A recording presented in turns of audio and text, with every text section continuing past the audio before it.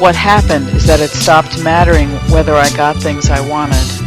It stopped occurring to me to try to get hold of something that would make me happy. I stopped trying to hold on to what I had, or to separate myself from what had caused unhappiness. I stopped getting upset and tense and worried. I stopped being mad, stopped being critical, judgmental, edgy. The perpetual motion machine in my head stopped operating. I stopped needing to get over things, to have my say, to take sides, to express my opinion, or even have one. I stopped minding anything at all. I didn't cause this. At least, not that I was able to understand or notice. It seemed to just happen. It was something like the way it is with growing a baby. It just happens all on its own, without your having to design the thing, assemble the parts, keep it going. It was that kind of a miracle.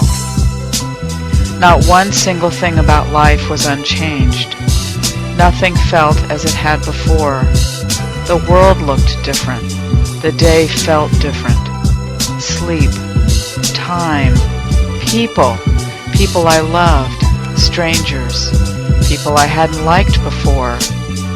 Work felt different. Fun, waiting in line, getting published, taxes, the news, going to the doctor, animals, my looks, the prospect of dying, afterlife, God, values, possessions, my entire history. Every single significant piece of my past looked different, felt different from before. Nothing meant anything anymore in the way that it always had. It no longer mattered what people thought of me. Not that I would disregard them, just that it didn't drive me anymore as it had my whole life. In place of all this that had mattered so much, there was this quiet sense of something exquisite, something easy and comfortable and limitless, something subject to nothing. And this something had more substance, more actual reality than all the accumulated stuff of my whole life prior. It was precious, unspeakably dear, like somebody had collected Jesus and the Dalai Lama and the Buddha all together in a room, and they were going to stay there forever, and I was going to get to sit with them and look into their warm eyes and listen to them laugh for the rest of my life. And Rumi would also be there, poetry coming spontaneously from his lips, and Thoreau would be there looking out the window, and Beethoven humming softly to himself.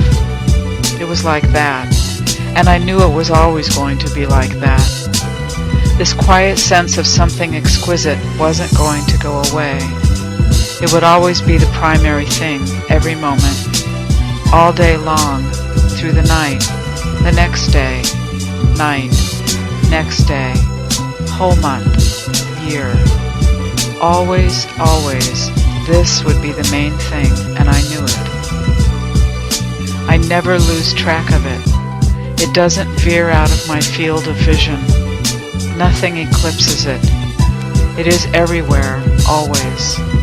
It is every gesture, every sound, every color, every piece of work, every dirty dish, every word.